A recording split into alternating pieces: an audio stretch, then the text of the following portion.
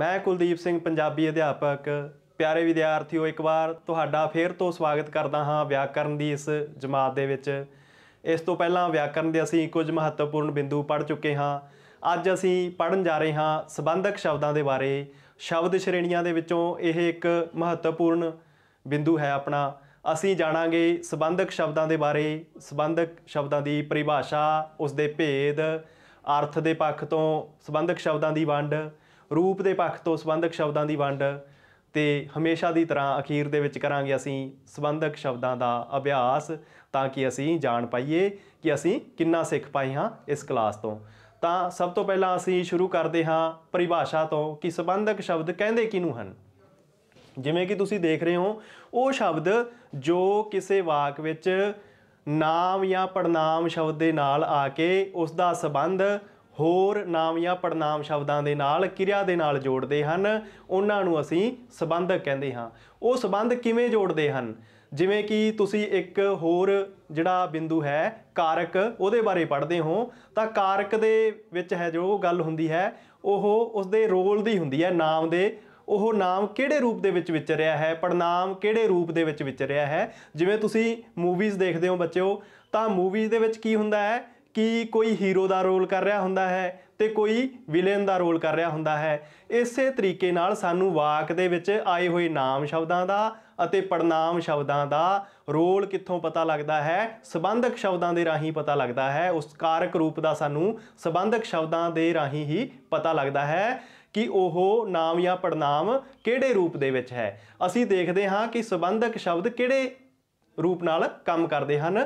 तो सब तो पहले असीं वधदे हाँ उदाहरणां वल। जिवें असीं एक उदाहरण लईए कि वो बस विच बैठे हैं। इस वाक दे विच शब्द है जिहड़ा ओह संबंधक के रूप दे विच आया है। असीं वाक पढ़िया वो बस विच बैठे हैं तो असीं इस संबंधक शब्द नूं हटा के इस वाक नूं दुबारा लिख लिया वो बस बैठे हैं तो वाक निरार्थक हो गया, वाक दे अर्थ ही नहीं रही। असीं होर उदाहरण देखिए, वो साडे घर दे नेड़े रहिंदा है, दे नेड़े इस वाक दे विच संबंधक के रूप दे विच आया है तो जदों असीं इस नूं बिना संबंधक तो लिखते हाँ वो साडे घर दे ही रहिंदा है तो वाक इत्थे भी निरार्थक हो गया, वाक दे कोई अर्थ नहीं बचे। वो कार राही चंडीगढ़ गया, राही शब्द है जिहड़ा संबंधक है तो जदों असीं इस नूं बिना संबंधक तो लिखा वो कार चंडीगढ़ गया, इस वाक दे की अर्थ होए, कोई अर्थ नहीं।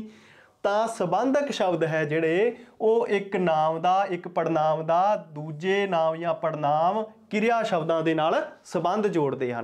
जिवें बैठे इत्थे क्रिया है, इस बैठन क्रिया के नाल संबंध शब्द कौन जोड़ रहा है, विच शब्द इत्थे जे ना होवे तो इसका इस क्रिया के नाल संबंध ही नहीं जुड़ता। इस तरीके नाल वो कार राही चंडीगढ़ गया है, राही इत्थे संबंधक है तो चंडीगढ़ जाण दी क्रिया हो रही है तो इस क्रिया के नाल संबंध जोड़न का काम किहड़ा शब्द कर रहा है, राही। तो इस करके असीं इन्हां शब्दां नूं कहने हाँ संबंधक शब्द। एक बार परिभाषा नूं असीं फिर तो दोहराइए कि वो शब्द जो नाम या पड़नाम का वाक दे दूजे नाम या पड़नाम शब्दों नाल क्रिया शब्दों नाल संबंध जोड़ते हैं, उन्होंने असीं संबंधक कहते हैं। तो यही कारक रूप का जिहड़ा है बारे दसदे हैं कि किहड़ा शब्द नाम या पड़नाम किहड़े कारक रूप दे विच है। तो अगे असीं संबंधक शब्दों की वंड करांगे अर्थ के पक्ष तो। अर्थ के पक्ष तो जिहड़ी इसदी वंड है वह पूर्ण ते अपूर्ण संबंधकां दे रूप दे विच कीती जाती है। तुसीं हुण तक भली भांत समझ चुके हो कि ऐ हुंदा है अगेतर ते जिहड़े शब्द इह अगे जुड़ जाता है उस दे अर्थ हो जाते हैं नावाचक नैगेटिव। जिवें पूर्ण का मतलब जो पूरा है ते जिहदे अगे ऐ जुड़ गया उसका अर्थ हो गया जो पूरा नहीं है। जिवें असीं पूर्ण संबंधकां दी जदों गल करांगे तो उदों असीं की कहने हाँ, जिहड़े शब्द इकल्ले ही संबंधक का काम करते हैं, इक्को शब्द के रूप दे जो काम करते हैं उन्होंने असीं कहने हाँ पूर्ण। कि भाव वो अपने आप दे विच पूर्ण हैं, उन्होंने होर किसी शब्द की जरूरत नहीं है अर्थ स्पष्ट करन दे विच। जिवें असीं इत्थे उदाहरण देखते हाँ, राजू दा बल्ला वधिया है, दा शब्द है जिहड़ा इत्थे संबंधक रूप दे विच आया है, कल्ला ही इस दे अर्थ स्पष्ट कर रहा है, इसनूं किसी होर शब्द की जरूरत नहीं है। इस तरीके नाल होर उदाहरण देखिए, कल भारत दा मैच पाकिस्तान नाल है। ਦਾ ਤੇ ਨਾਲ ਦੋ ਸੰਬੰਧਕ ਸ਼ਬਦ ਆਏ, ਅੱਡ-ਅੱਡ ਥਾਵਾਂ ਤੇ ਆਏ ਤੇ ਆਪਣਾ ਅਰਥ, ਵਾਕ ਦਾ ਅਰਥ ਆਪਣੇ ਆਪ ਦੇ ਵਿੱਚ ਸਪਸ਼ਟ ਕਰ ਰਹੇ ਹਨ। ਕਿਸੇ ਹੋਰ ਸ਼ਬਦ ਦੀ ਇਹਨਾਂ ਨੂੰ ਜ਼ਰੂਰਤ ਨਹੀਂ ਹੈ।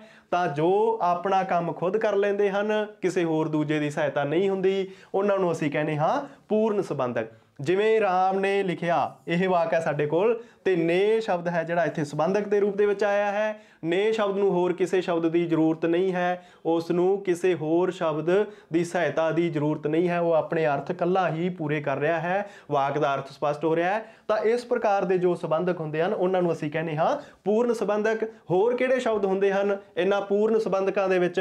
ਨੇ, ਨੂੰ, ਤੋਂ, ਲਈ, ਇਹ ਸ਼ਬਦ ਹੁੰਦੇ ਹਨ ਜੋ ਇਹ ਪੂਰਨ ਸੰਬੰਧਕ ਹੁੰਦੇ ਹਨ।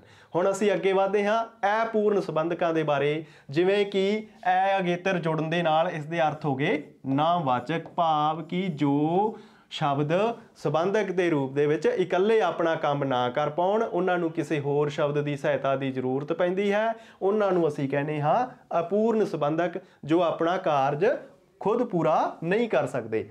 ਜਿਵੇਂ ਅਸੀਂ ਉਦਾਹਰਨ ਲੈਂਦੇ ਹਾਂ, ਬਿੱਲੀ ਮੇਜ਼ ਦੇ ਹੇਠਾਂ ਬੈਠੀ ਹੈ।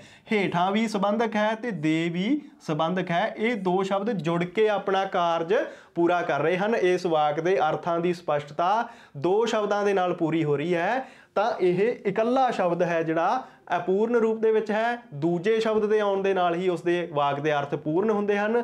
ਤਾਂ ਅਸੀਂ ਇਹਨਾਂ ਸੰਬੰਧਕ ਸ਼ਬਦਾਂ ਨੂੰ ਅਪੂਰਨ ਸੰਬੰਧਕਾਂ ਦੀ ਸ਼੍ਰੇਣੀ ਦੇ ਵਿੱਚ ਰੱਖਦੇ ਹਾਂ। ਹੋਰ ਉਦਾਹਰਨ ਲੈਂਦੇ ਹਾਂ, ਸਾਡਾ ਘਰ ਬੱਸ ਅੱਡੇ ਦੇ ਸਾਹਮਣੇ ਹੈ। ਦੇ ਸਾਹਮਣੇ ਦੋਨੇ ਸੰਬੰਧਕ ਹਨ, ਜੁੜ ਕੇ ਆਪਣਾ ਕੰਮ ਪੂਰਾ ਕਰ ਰਹੇ ਹਨ। ਤਾਂ ਇੱਥੇ ਵੀ ਇਹ ਅਪੂਰਨ ਸੰਬੰਧਕ ਦੇ ਰੂਪ ਦੇ ਵਿੱਚ ਆਏ ਹਨ। ਕਿਤਾਬ ਮੇਜ਼ ਦੇ ਉੱਤੇ ਪਈ ਹੈ। ਦੇ ਉੱਤੇ ਦੋ ਸ਼ਬਦਾਂ ਦੇ ਨਾਲ ਜੁੜ ਕੇ ਵਾਕ ਦਾ ਜਿਹੜਾ ਅਰਥ ਹੈ ਉਹ ਪੂਰਾ ਹੋ ਰਿਹਾ ਹੈ। ਇਕੱਲਾ ਸ਼ਬਦ ਵਾਕ ਦਾ ਅਰਥ ਪੂਰਾ ਨਹੀਂ ਕਰ ਰਿਹਾ, ਤੇ ਜਦੋਂ ਇਕੱਲਾ ਸ਼ਬਦ ਵਾਕ ਦਾ ਅਰਥ ਪੂਰਾ ਨਹੀਂ ਕਰਦਾ ਉਹਨਾਂ ਨੂੰ ਅਸੀਂ ਕਹਿੰਦੇ ਹਾਂ ਅਪੂਰਨ ਸੰਬੰਧਕ। ਅੱਗੇ ਅਸੀਂ ਦੇਖਦੇ ਹਾਂ ਰੂਪ ਦੇ ਪੱਖ ਤੋਂ ਸੰਬੰਧਕਾਂ ਦੀ ਵੰਡ। ਰੂਪ ਦੇ ਪੱਖ ਤੋਂ ਭਾਵ ਇਹ ਹੁੰਦਾ ਹੈ ਕਿ ਉਹਨਾਂ ਦੇ ਵਿੱਚ ਵਿਕਾਰ ਭਾਵ ਬਦਲਾਵ ਆਉਂਦਾ ਹੈ ਜਾਂ ਨਹੀਂ ਆਉਂਦਾ। ਵਿਕਾਰ ਤੋਂ ਭਾਵ ਹੈ ਬਦਲਾਵ, ਅੰਤਰ। ਹੁਣ ਉਹ ਅੰਤਰ ਕਿਵੇਂ ਆਉਂਦਾ ਹੈ? ਜਿਵੇਂ ਇੱਕ ਸ਼ਬਦ ਹੈ ਸਾਡੇ ਕੋਲ ਸੰਬੰਧਕ ਦੇ ਰੂਪ ਦੇ ਵਿੱਚ ਕੋਲ। ਕੋਲ ਦਾ ਕੋਲਿਓਂ ਵੀ ਬਣ ਜਾਂਦਾ ਹੈ ਤੇ ਕੋਲੋਂ ਵੀ ਬਣ ਜਾਂਦਾ ਹੈ। ਇਸੇ ਤਰੀਕੇ ਨਾਲ ਨੇੜੇ ਸ਼ਬਦ ਹੈ ਜਿਹੜਾ ਉਸ ਦਾ ਦੂਜਾ ਰੂਪ ਨੇੜਿਓਂ ਵੀ ਬਣ ਜਾਂਦਾ ਹੈ। ਦੂਰ ਸ਼ਬਦ ਨੂੰ ਅਸੀਂ ਦੂਰੋਂ ਵੀ ਕਹਿ ਦਿੰਦੇ ਹਾਂ। ਦਾ ਜਿਹੜੇ ਰੂਪ ਹੈ ਉਹ ਬਹੁਤ ਸਾਰੇ ਬਦਲਦੇ ਹਨ। ਅੱਗੇ ਅਸੀਂ ਇਹਨਾਂ ਦੇ ਬਾਰੇ ਚਰਚਾ ਕਰਦੇ ਹਾਂ ਕਿ ਉਹ ਕਿਵੇਂ ਬਦਲਦੇ ਹਨ। ਦਾ ਸੰਬੰਧਕ ਹੈ ਜਿਹੜਾ ਉਸ ਦੇ ਬਹੁਤ ਸਾਰੇ ਰੂਪ ਬਣਦੇ ਹਨ। ਜਿਵੇਂ ਇੱਥੇ ਪੈਨ ਸ਼ਬਦ ਹੈ ਜਿਹੜਾ ਉਹ ਪੁਲਿੰਗ ਦੇ ਰੂਪ ਦੇ ਵਿੱਚ ਆਇਆ ਹੈ ਤੇ ਇੱਕ ਵਚਨ ਹੈ। ਪੈਨ ਇੱਕ ਵਚਨ ਹੈ ਤੇ ਨਾਲ ਨਾਲ ਪੁਲਿੰਗ ਹੈ, ਤੇ ਉਦੋਂ ਇਹ ਸ਼ਬਦ ਇੱਥੇ ਕਿਹੜਾ ਆ ਰਿਹਾ ਹੈ? ਦਾ ਸੰਬੰਧਕ ਦੇ ਰੂਪ ਦੇ ਵਿੱਚ। ਜਦੋਂ ਅਸੀਂ ਕਹਿੰਦੇ ਹਾਂ ਮੁੰਡੇ ਦੇ ਪੈਨ, ਮੀਨਸ ਇੱਕ ਤੋਂ ਜ਼ਿਆਦਾ ਹੈ। ਪੈਨਾਂ ਦੀ ਸੰਖਿਆ ਬਹੁਵਚਨ ਰੂਪ ਦੇ ਵਿੱਚ ਹੋ ਗਈ ਇੱਥੇ, ਤਾਂ ਇੱਥੇ ਸ਼ਬਦ ਫਿਰ ਕੀ ਬਣ ਗਿਆ? ਦੇ ਪੈਨ। ਇਸੇ ਤਰੀਕੇ ਨਾਲ ਜਦੋਂ ਅਸੀਂ ਕਿਤਾਬ ਸ਼ਬਦ ਵਰਤਦੇ ਹਾਂ, ਕਿਤਾਬ ਹੈਗਾ ਇਸਤਰੀ ਲਿੰਗ, ਤੇ ਇਸਤਰੀ ਲਿੰਗ ਲਈ ਇੱਥੇ ਸੰਬੰਧਕ ਸ਼ਬਦ ਆ ਗਿਆ ਦਾ ਤੋਂ ਕੀ ਬਣ ਗਿਆ? ਦੀ ਬਣ ਗਿਆ। ਇਸਤਰੀ ਲਿੰਗ ਦਾ ਬਹੁਵਚਨ ਆ ਗਿਆ ਕਿਤਾਬਾਂ, ਤੇ ਉਦੋਂ ਇੱਥੇ ਸ਼ਬਦ ਆ ਗਿਆ ਦੀਆਂ। ਭਾਵ ਦਾ ਸੰਬੰਧਕ ਸੀਗਾ ਮੂਲ ਰੂਪ ਦੇ ਵਿੱਚ, ਉਸ ਦੇ ਰੂਪ ਬਣ ਗਏ ਦੇ ਬਣ ਗਿਆ, ਦੀ ਬਣ ਗਿਆ, ਦੀਆਂ ਬਣ ਗਿਆ। ਇਸ ਤਰੀਕੇ ਨਾਲ ਦਾ ਸੰਬੰਧਕ ਹੈ ਜਿਹੜਾ ਉਹ ਆਪਣਾ ਰੂਪ ਬਾਰ-ਬਾਰ ਵਟਾ ਰਿਹਾ ਹੈ। ਤਾਂ ਇਹ ਸੰਬੰਧਕ ਹੈ ਜਿਹੜਾ ਇਹ ਵਿਕਾਰੀ ਹੈ। ਅੱਗੇ ਅਸੀਂ ਦੇਖਦੇ ਹਾਂ ਅਵਿਕਾਰੀ ਸੰਬੰਧਕ ਕਿਵੇਂ ਹੁੰਦੇ ਹਨ। ਵਿਕਾਰੀ ਤਾਂ ਉਹ ਹੋਏ ਜਿਨ੍ਹਾਂ ਦੇ ਵਿੱਚ ਬਦਲਾਅ ਆਉਂਦਾ ਹੈ, ਜਿਨ੍ਹਾਂ ਦੇ ਵਿੱਚ ਅੰਤਰ ਆਉਂਦਾ ਹੈ, ਤੇ ਇੱਥੇ ਬਦਲਾਅ ਨਹੀਂ ਆਊਗਾ, ਉਹਨਾਂ ਦੇ ਰੂਪ ਦੇ ਵਿੱਚ ਕੋਈ ਪਰਿਵਰਤਨ ਨਹੀਂ ਆਊਗਾ। ਕਿਵੇਂ ਨਹੀਂ ਆਊਗਾ? ਅਧਿਆਪਕ ਨੇ ਮੁੰਡੇ ਨੂੰ ਕਿਹਾ। ਅਧਿਆਪਕ ਪੁਲਿੰਗ ਹੈ, ਇੱਕ ਵਚਨ ਹੈ। ਮੁੰਡੇ ਨੂੰ ਕਿਹਾ ਇੱਕ ਵਚਨ ਹੈ ਤੇ ਪੁਲਿੰਗ ਹੈ। ਹੁਣ ਇੱਥੇ ਨੇ ਸ਼ਬਦ ਆਇਆ ਹੈ। ਜੇ ਇੱਥੇ ਅਸੀਂ ਇਸ ਦਾ ਬਹੁਵਚਨ ਬਣਾ ਲਈਏ, ਅਧਿਆਪਕਾਂ ਨੇ, ਤੇ ਇੱਧਰ ਅਸੀਂ ਇਸ ਦਾ ਪੁਲਿੰਗ ਤੋਂ ਇਸਤਰੀ ਲਿੰਗ ਤੇ ਨਾਲ ਨਾਲ ਬਹੁਵਚਨ ਵੀ ਬਣਾ ਲਈਏ, ਅਧਿਆਪਕਾਂ ਨੇ ਕੁੜੀਆਂ ਨੂੰ ਕਿਹਾ, ਤਾਂ ਫਿਰ ਵੀ ਨੇ ਸ਼ਬਦ ਹੀ ਆ ਰਿਹਾ ਹੈ, ਇੱਥੇ ਨੂੰ ਆ ਰਿਹਾ ਹੈ। ਅਸੀਂ ਇਸਤਰੀ ਲਿੰਗ ਤੇ ਪੁਲਿੰਗ ਬਦਲ ਕੇ ਦੇਖ ਲਏ, ਅਸੀਂ ਇੱਕ ਵਚਨ ਤੋਂ ਬਹੁਵਚਨ ਬਦਲ ਕੇ ਦੇਖ ਲਿਆ, ਪਰ ਨੇ ਤੇ ਨੂੰ ਸੰਬੰਧਕ ਜਿਹੜੇ ਹਨ ਉਹਨਾਂ ਦੇ ਰੂਪ ਦੇ ਵਿੱਚ ਕੋਈ ਪਰਿਵਰਤਨ ਨਹੀਂ ਆਇਆ, ਜਿਵੇਂ ਕਿ ਤੁਸੀਂ ਉਦਾਹਰਨਾਂ ਦੇ ਵਿੱਚ ਸਾਫ਼ ਰੂਪ ਤੋਂ ਵੇਖਿਆ। ਤੇ ਜਿਨ੍ਹਾਂ ਸੰਬੰਧਕ ਸ਼ਬਦਾਂ ਦੇ ਰੂਪ ਦੇ ਵਿੱਚ ਵਿਕਾਰ ਨਹੀਂ ਆਉਂਦਾ ਉਹਨਾਂ ਨੂੰ ਅਸੀਂ ਕੀ ਕਹਿੰਦੇ ਹਾਂ ਅਵਿਕਾਰੀ। ਨੇ, ਨੂੰ, ਤੋਂ, ਲਈ, ਰਾਹੀਂ, ਵਾਸਤੇ, ਦੁਆਰਾ, ਇਹ ਸਾਰੇ ਦੇ ਸਾਰੇ ਸ਼ਬਦ ਅਵਿਕਾਰੀ ਸੰਬੰਧਕ ਹਨ ਕਿਉਂਕਿ ਇਹਨਾਂ ਦਾ ਰੂਪ ਨਹੀਂ ਵਟਦਾ। ਇਹਨਾਂ ਨੂੰ ਕਿਸੇ ਵੀ ਲਿੰਗ ਦੇ ਵਿੱਚ ਕਿਸੇ ਵੀ ਵਚਨ ਦੇ ਵਿੱਚ ਵਰਤੀਏ ਇਹ ਨਾ ਤਾਂ ਬਦਲਦੇ ਹਨ ਤੇ ਨਾ ਇਹਨਾਂ ਦੇ ਵਿੱਚ ਕੋਈ ਵਿਕਾਰ ਆਉਂਦਾ ਹੈ, ਇਸ ਕਰਕੇ ਅਸੀਂ ਇਹਨਾਂ ਨੂੰ ਕਹਿੰਦੇ ਹਾਂ ਅਵਿਕਾਰੀ ਸੰਬੰਧਕ। ਅੱਗੇ ਵਧਦੇ ਹਾਂ ਅਸੀਂ ਸੰਬੰਧਕ ਸ਼ਬਦਾਂ ਦੀ ਵਰਤੋਂ ਦੇ ਬਾਰੇ। ਧਿਆਨਯੋਗ ਗੱਲਾਂ ਕੀ ਹਨ? ਉਹ ਗੱਲਾਂ ਜਿਨ੍ਹਾਂ ਦਾ ਸਾਨੂੰ ਧਿਆਨ ਰੱਖਣਾ ਜ਼ਰੂਰੀ ਹੈ ਤਾਂ ਕਿ ਜਿਹੜੇ ਵਾਕ ਦੇ ਅਰਥ ਹਨ ਉਹ ਸਾਫ਼ ਹੋਣ, ਗਲਤ ਵਰਤੋਂ ਨਾ ਹੋਵੇ। ਪਹਿਲਾ ਜਿਹੜਾ ਸਾਡੇ ਕੋਲ ਨਿਯਮ ਹੈ ਉਹ ਇਹ ਹੈ ਕਿ ਵਾਕ ਵਿੱਚ ਸੰਬੰਧਕ ਸ਼ਬਦਾਂ ਦੀ ਅਣਹੋਂਦ ਭਾਵ ਉਹਨਾਂ ਦੀ ਵਰਤੋਂ ਕਰਨਾ ਹੀ ਨਾ, ਜਾਂ ਉਹਨਾਂ ਦੀ ਗਲਤ ਵਰਤੋਂ ਵਾਕ ਦੇ ਜਿਹੜੇ ਅਰਥ ਹੈ ਉਹ ਅਰਥ ਜਾਂ ਤਾਂ ਸਪਸ਼ਟ ਨਹੀਂ ਹੋਣ ਦਿੰਦੀ ਤੇ ਜਾਂ ਫਿਰ ਵਾਕ ਦੇ ਅਰਥ ਬਦਲ ਜਾਂਦੇ ਹਨ। ਕਿਵੇਂ ਬਦਲਦੇ ਹਨ? ਇੱਕ ਬਹੁਤ ਹੀ ਰੋਚਕ ਦੇ ਉਦਾਹਰਨ ਦੇ ਰਾਹੀਂ ਆਪਾਂ ਦੇਖਾਂਗੇ। ਪਿਤਾ ਨੇ ਪੁੱਤਰ ਨੂੰ ਪੈਸੇ ਦਿੱਤੇ। ਨੇ ਸੰਬੰਧਕ ਹੈ ਜਿਹੜਾ ਇੱਥੇ ਆਇਆ ਤੇ ਨੂੰ ਸੰਬੰਧਕ ਇੱਥੇ ਆਇਆ। ਜੇ ਆਪਾਂ ਇਹਨਾਂ ਦੀ ਥਾਂ ਬਦਲ ਦਈਏ, ਨੂੰ ਸੰਬੰਧਕ ਨੂੰ ਆਪਾਂ ਕਰ ਦਈਏ ਇੱਥੇ ਤੇ ਨੇ ਸੰਬੰਧਕ ਨੂੰ ਇੱਥੇ ਕਰ ਦਈਏ ਤਾਂ ਇਸ ਵਾਕ ਦੇ ਅਰਥ ਹੀ ਬਦਲ ਗਏ। ਪਹਿਲਾਂ ਪਿਤਾ ਪੈਸੇ ਦੇਣ ਵਾਲਾ ਸੀ ਤੇ ਹੁਣ ਪਿਤਾ ਪੈਸੇ ਲੈਣ ਵਾਲਾ ਹੋ ਗਿਆ। ਦੂਜਾ ਉਦਾਹਰਨ ਦੇਖੀਏ। ਸਿਪਾਹੀ ਨੇ ਚੋਰ ਨੂੰ ਫੜ ਲਿਆ। ਕਿਉਂਕਿ ਚੋਰ ਨੇ ਗਲਤੀ ਕਰੀ ਤਾਂ ਸਿਪਾਹੀ ਨੇ ਚੋਰ ਨੂੰ ਫੜ ਲਿਆ। ਨੇ ਸੰਬੰਧਕ ਇੱਥੇ ਆਇਆ, ਨੂੰ ਇੱਥੇ ਆਇਆ ਤੇ ਹੁਣ ਇੱਥੇ ਆਪਾਂ ਇਸ ਨੂੰ ਬਦਲ ਦਈਏ ਸੰਬੰਧਕ ਸ਼ਬਦਾਂ ਨੂੰ। ਨੂੰ ਸੰਬੰਧਕ ਨੂੰ ਆਪਾਂ ਪਹਿਲਾਂ ਲੈ ਆਈਏ ਤੇ ਨੇ ਨੂੰ ਆਪਾਂ ਕਰ ਦਈਏ ਬਾਅਦ 'ਚ। ਪਹਿਲਾਂ ਤਾਂ ਸਿਪਾਹੀ ਚੋਰ ਨੂੰ ਫੜ ਰਿਹਾ ਸੀ ਤੇ ਹੁਣ ਚੋਰ ਸਿਪਾਹੀ ਨੂੰ ਫੜੂਗਾ ਕਿਉਂਕਿ ਅਸੀਂ ਸੰਬੰਧਕ ਸ਼ਬਦਾਂ ਦੀ ਥਾਂ ਬਦਲਤੀ। ਤਾਂ ਸੰਬੰਧਕ ਸ਼ਬਦਾਂ ਦੀ ਥਾਂ ਬਦਲਣ ਦੇ ਨਾਲ ਵਾਕ ਦੇ ਅਰਥ ਬਦਲ ਜਾਂਦੇ ਹਨ ਜਾਂ ਫਿਰ ਉਹ ਨਿਰਾਰਥਕ ਹੋ ਜਾਂਦਾ ਹੈ। ਜਿਵੇਂ ਮੈਂ ਕਹਾਂ ਕਿ ਮੈਂ ਜੇਲ੍ਹ ਵਿੱਚ ਹਾਂ ਤਾਂ ਉਸ ਦਾ ਅਰਥ ਤਾਂ ਹੋਊਗਾ ਕਿ ਮੈਂ ਜੇਲ੍ਹ ਦੇ ਵਿੱਚ ਹਾਂ। ਜੇ ਇਸੇ ਆਪਾਂ ਸੰਬੰਧਕ ਸ਼ਬਦ ਨੂੰ ਬਦਲ ਦਈਏ, ਕੋਲ ਹਾਂ ਭਾਵ ਵਿੱਚ ਨਹੀਂ ਉਸਦੇ ਨੇੜੇ ਹਾਂ, ਤਾਂ ਇਹ ਵੀ ਸੰਬੰਧਕ ਸ਼ਬਦ ਬਦਲਣ ਦੇ ਨਾਲ ਵਾਕ ਦੇ ਅਰਥ ਹੈ ਜਿਹੜੇ ਬਦਲ ਜਾਂਦੇ ਹਨ। ਤਾਂ ਸਾਨੂੰ ਕੀ ਧਿਆਨ ਰੱਖਣਾ ਜ਼ਰੂਰੀ ਹੁੰਦਾ ਹੈ ਕਿ ਕਿਹੜੇ ਨਾਮ ਜਾਂ ਪੜਨਾਮ ਦੇ ਪਿੱਛੋਂ ਕਿਹੜਾ ਸੰਬੰਧਕ ਆਊਗਾ, ਇਸ ਦਾ ਧਿਆਨ ਰੱਖਣਾ ਸਾਨੂੰ ਬਹੁਤ ਜ਼ਰੂਰੀ ਹੈ। ਹੋਰ ਅਸੀਂ ਗੱਲਾਂ ਜਾਣਦੇ ਹਾਂ ਸੰਬੰਧਕ ਸ਼ਬਦਾਂ ਦੀ ਵਰਤੋਂ ਦੇ ਬਾਰੇ ਕਿ ਇਹ ਜਿਹੜੇ ਸੰਬੰਧਕ ਹੁੰਦੇ ਹਨ ਆਮ ਤੌਰ ਤੇ ਨਾਮ ਜਾਂ ਪੜਨਾਮ ਸ਼ਬਦਾਂ ਦੇ ਬਾਅਦ ਦੇ ਵਿੱਚ ਆਉਂਦੇ ਹਨ। ਜਿਵੇਂ ਕਿ ਆਹ ਨਾਮ ਸ਼ਬਦ ਹੈ, ਆਹ ਪੜਨਾਮ ਸ਼ਬਦ ਹੈ, ਆਹ ਵੀ ਪੜਨਾਮ ਸ਼ਬਦ ਹੈ। ਮੈਨੂੰ ਇਹਦੇ ਨਾਲ ਹੀ ਜੁੜਿਆ ਹੋਇਆ ਨੂੰ ਜਿਹੜਾ ਸੰਬੰਧਕ ਹੈ ਇੱਥੇ ਨੇ ਆ ਗਿਆ। ਬੱਚੇ ਨੂੰ ਇੱਥੇ ਵੀ ਬਾਅਦ ਦੇ ਵਿੱਚ ਆ ਰਿਹਾ ਹੈ। ਤਾਂ ਇਹੀ ਸਾਡਾ ਨਿਯਮ ਸੀ ਕਿ ਨਾਮ ਜਾਂ ਪੜਨਾਮ ਸ਼ਬਦਾਂ ਤੋਂ ਬਾਅਦ ਦੇ ਵਿੱਚ ਆਉਂਦੇ ਹਨ ਸੰਬੰਧਕ ਸ਼ਬਦ। ਹੋਰ ਸਾਨੂੰ ਯਾਦ ਰੱਖਣਾ ਕੀ ਜ਼ਰੂਰੀ ਹੈ ਕਿ ਕਈ ਵਾਰ ਇਹ ਸੰਬੰਧਕ ਸ਼ਬਦ ਹੈ ਜਿਹੜੇ ਉਹ ਨਾਮ ਜਾਂ ਪੜਨਾਮ ਦੇ ਨਾਲ ਜੁੜ ਕੇ ਹੀ ਆ ਜਾਂਦੇ ਹਨ। ਜੁੜ ਕੇ ਕਿਵੇਂ ਆਉਂਦੇ ਹਨ?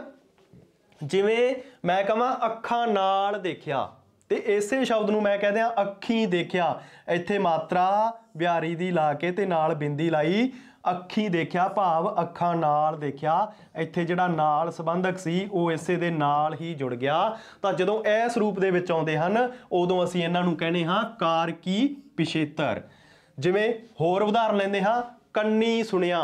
ਕੰਨੀ ਸੁਣਿਆ ਤੋਂ ਭਾਵ ਕੰਨਾਂ ਨਾਲ ਸੁਣਿਆ। ਨਾਲ ਸੰਬੰਧਕ ਹੈ ਜਿਹੜਾ ਇੱਥੇ ਵੀ ਲੁਪਤ ਹੈ ਭਾਵ ਨਾਲ ਸ਼ਬਦ ਨੇ ਬਿਹਾਰੀ ਤੇ ਬਿੰਦੀ ਦੇ ਰੂਪ ਦੇ ਵਿੱਚ ਇਸ ਦੇ ਨਾਲ ਸਾਂਝ ਪਾ ਲਈ ਹੈ। ਕੰਨੀ ਸੁਣਿਆ, ਕੰਨਾਂ ਨਾਲ ਸੁਣਿਆ, ਇੱਕੋ ਹੀ ਗੱਲ ਹੈ। ਇੱਥੇ ਇਹ ਕਾਰਕੀ ਪਿਛੇਤਰ ਦੇ ਰੂਪ ਦੇ ਵਿੱਚ ਆਇਆ ਹੈ। ਹੋਰ ਉਦਾਹਰਨ ਦੇਖੀਏ, ਘਰੋਂ ਬਾਹਰ ਚਲਾ ਗਿਆ।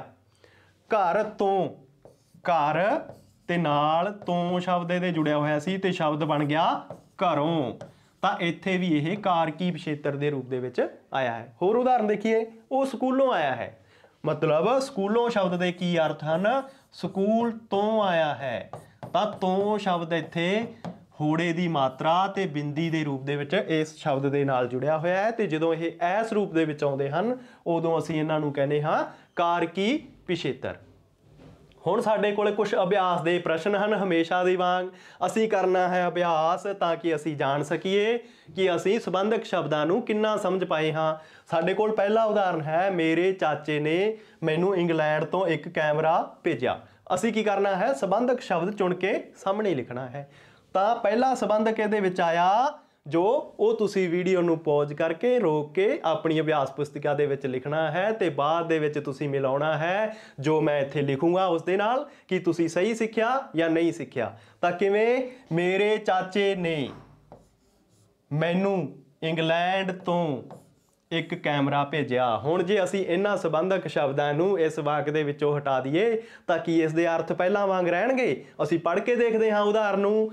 ਮੇਰੇ ਚਾਚੇ ਮੈਨੂੰ ਇੰਗਲੈਂਡ ਇੱਕ ਕੈਮਰਾ ਭੇਜਿਆ। ਵਾਕ ਨਿਰਾਰਥਕ ਹੋ ਗਿਆ ਜਾਂ ਵਾਕ ਦੇ ਅਰਥ ਬਦਲ ਗਏ, ਵਾਕ ਦੇ ਪਹਿਲਾਂ ਵਾਲੇ ਅਰਥ ਨਹੀਂ ਰਹੇ। ਹੁਣ ਅਸੀਂ ਦੇਖਦੇ ਹਾਂ ਦੂਜਾ ਉਦਾਹਰਨ। ਉਹ ਵਿਹੜੇ ਦੇ ਵਿਚਕਾਰ ਖੜਾ ਸੀ। ਤਾਂ ਹੁਣ ਆਪਾਂ ਇਸ ਦੇ ਵਿੱਚ ਜਿਹੜੇ ਸੰਬੰਧਕ ਸ਼ਬਦ ਹਨ, ਦੇ ਵਿਚਕਾਰ, ਉਹ ਵਿਹੜੇ ਖੜਾ ਸੀ, ਤਾਂ ਵਾਕ ਦੇ ਅਰਥ ਹੀ ਨਹੀਂ ਰਹੇ, ਵਾਕ ਦੇ ਅਰਥ ਬਦਲ ਗਏ। ਹੁਣ ਅਸੀਂ ਇਸ ਦੇ ਵਿੱਚ ਆਉਣ ਵਾਲਾ ਸੰਬੰਧਕ ਸ਼ਬਦ ਕਿਹੜਾ ਹੈ? ਦੇ ਵਿਚਕਾਰ। ਇਸੇ ਤਰੀਕੇ ਦੇ ਨਾਲ ਪਹਿਲਾਂ ਵਾਲੇ ਉਦਾਹਰਨ ਦੇ ਵਿੱਚ ਅਸੀਂ ਜੋ ਸ਼ਬਦ ਛਾਂਟੇ ਸਨ ਸੰਬੰਧਕ ਦੇ ਰੂਪ ਦੇ ਵਿੱਚ, ਉਹ ਸਨ ਨੇ ਅਤੇ ਤੂੰ। ਸਾਡੇ ਕੋਲ ਇੱਕ ਹੋਰ ਵਾਕ ਹੈ, ਮੁੱਖ ਅਧਿਆਪਕ ਜੀ ਅੰਦਰ ਬੈਠੇ ਹਨ। ਤਾਂ ਇਸ ਵਾਕ ਦੇ ਵਿੱਚ ਕਿਹੜਾ ਸੰਬੰਧਕ ਸ਼ਬਦ ਆਇਆ? ਅੰਦਰ। ਅੰਦਰ ਸ਼ਬਦ ਇਸ ਦੇ ਵਿੱਚ ਸੰਬੰਧਕ ਦੇ ਰੂਪ ਦੇ ਵਿੱਚ ਆਇਆ ਹੈ। ਹੁਣ ਅਸੀਂ ਹੋਰ ਦੇਖਦੇ ਹਾਂ, ਹਿਮਾਚਲ ਪ੍ਰਦੇਸ਼ ਸੇਬਾਂ ਦਾ ਘਰ ਹੈ। ਦਾ ਸ਼ਬਦ ਇੱਥੇ ਸੰਬੰਧਕ ਦੇ ਰੂਪ ਦੇ ਵਿੱਚ ਆਇਆ ਹੈ। ਤਾੜੀ ਦੋਵੇਂ ਹੱਥਾਂ ਨਾਲ ਵੱਜਦੀ ਹੈ। ਨਾਲ ਸ਼ਬਦ ਇੱਥੇ ਸੰਬੰਧਕ ਦੇ ਰੂਪ ਦੇ ਵਿੱਚ ਆਇਆ ਹੈ। ਇਹ ਸਾਰੇ ਦੇ ਸਾਰੇ ਉਦਾਹਰਨ ਆਪਾਂ ਕਰ ਚੁੱਕੇ ਹਾਂ ਤੇ ਸਾਨੂੰ ਇਸ ਤੋਂ ਜਾਣਕਾਰੀ ਹੋ ਗਈ ਹੈ ਕਿ ਅਸੀਂ ਸੰਬੰਧਕ ਸ਼ਬਦਾਂ ਦੇ ਬਾਰੇ ਜਾਣਕਾਰੀ ਲੈ ਲਈ ਹੈ। ਅਸੀਂ ਸੰਬੰਧਕ ਦੀ ਪਰਿਭਾਸ਼ਾ ਪੜ੍ਹੀ, ਅਰਥ ਦੇ ਪੱਖ ਤੋਂ ਪੂਰਨ ਅਤੇ ਅਪੂਰਨ ਸੰਬੰਧਕ ਪੜ੍ਹੇ ਤੇ ਰੂਪ ਦੇ ਪੱਖ ਤੋਂ ਅਸੀਂ ਵਿਕਾਰੀ ਤੇ ਅਵਿਕਾਰੀ ਸੰਬੰਧਕ ਪੜ੍ਹੇ ਕਿ ਉਹਨਾਂ ਦੇ ਵਿੱਚ ਬਦਲਾਵ ਆਉਂਦਾ ਹੈ ਤਾਂ ਵਿਕਾਰੀ, ਨਹੀਂ ਆਉਂਦਾ ਹੈ ਤਾਂ ਅਵਿਕਾਰੀ। ਇਸੇ ਤਰੀਕੇ ਦੇ ਨਾਲ ਤੁਸੀਂ ਆਪਣੀ ਪਾਠ ਪੁਸਤਕ ਦੇ ਵਿੱਚੋਂ ਉਦਾਹਰਨਾਂ ਛਾਂਟ ਕੇ ਲਿਖਣੀਆਂ ਹਨ ਕਿ ਕਿੱਥੇ ਕਿਹੜਾ ਸੰਬੰਧਕ ਕਿਹੜੇ ਰੂਪ ਦੇ ਵਿੱਚ ਆਇਆ ਹੈ। ਤਾਂ ਇਸ ਦੇ ਨਾਲ ਤੁਹਾਡਾ ਅਭਿਆਸ ਹੁੰਦਾ ਰਹੇਗਾ ਤਾਂ ਤੁਸੀਂ ਅਭਿਆਸ ਦੇ ਰਾਹੀਂ ਸਿੱਖ ਸਕੋਗੇ ਸੰਬੰਧਕ ਸ਼ਬਦਾਂ ਨੂੰ ਹੋਰ ਚੰਗੇ ਤਰੀਕੇ ਦੇ ਨਾਲ। ਉਦੋਂ ਤੱਕ ਲਈ ਕਰੋ ਇੰਤਜ਼ਾਰ ਤੇ ਆਪਾਂ ਮਿਲਾਂਗੇ ਇੱਕ ਨਵੇਂ ਵੀਡੀਓ ਦੇ ਵਿੱਚ। ਆਪ ਸਭ ਦਾ ਬਹੁਤ ਬਹੁਤ ਧੰਨਵਾਦ।